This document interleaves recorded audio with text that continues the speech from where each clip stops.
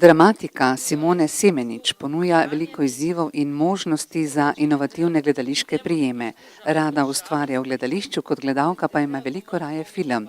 Njena dela odlikuje tudi radikalna dramska pisava. Pač v pravilu je to, da ni velikih začetnic in ni pik oziroma končnih ločil. Razen klicaju in vprašaju, kadar se mi zdijo res nujno potrebni. Zaradi tega, mislim, zdaj, če ne poskušam racionalizirati, tu ne prišel z nekega racionalnega momenta, ampak res tako romantično samo od sebe. Ampak zaradi tega, ker recimo se mi zdi, da kadar so začetnice in končna ločila, je toliko bolj usmerjen v branje, se pravi intonacija, natančno je določen, vej se ali pika, mislim, vej se ali pika ali vprašaj ali klicaj na konc povedi. Če pa brez ločil, se mi zdi, da puščam več možnosti za interpretacijo. Pisci dramskih besedil včasih poskušajo ubesediti tudi najintimnejša občutenja. Simona verjame, da obstaja veliko dobrih besedil, ki niso nikoli uprizorjena. Poleg zgodbe pa ji je pomembnejša atmosfera, ki jo ustvari v gledališču.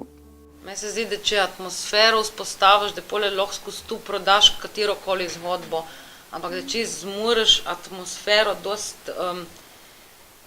močno postaviti ali kako bi rekla zgraditi, da je potem, ne vem, meni se zdi zgodba sekundarnega pomena. Zaradi tega, ker zgodba, ista zgodba je lahko povedana na toliko različnih načinov in včasih te pusti popolnoma hladnega, en način te lahko čisto pretrese, mislim, tako atmosfera. Življenje v gledališču je za ustvarjalce velikokrat zelo stresno, zato se sprošča s tekom in z meditacijo.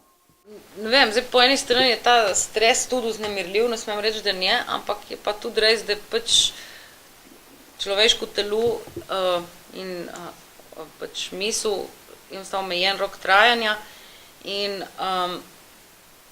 recimo kakorkoli je pač ta vznemirljivost lahko do neke točke fajn, bolj ko se staraš, težje tu prenašaš ta stres. In zdaj pa zaradi mojih zdravstvenih težav, zaradi epilepsije in tu je v bistvu stres je stresor, no, zanimivo, ki je kar v bistvu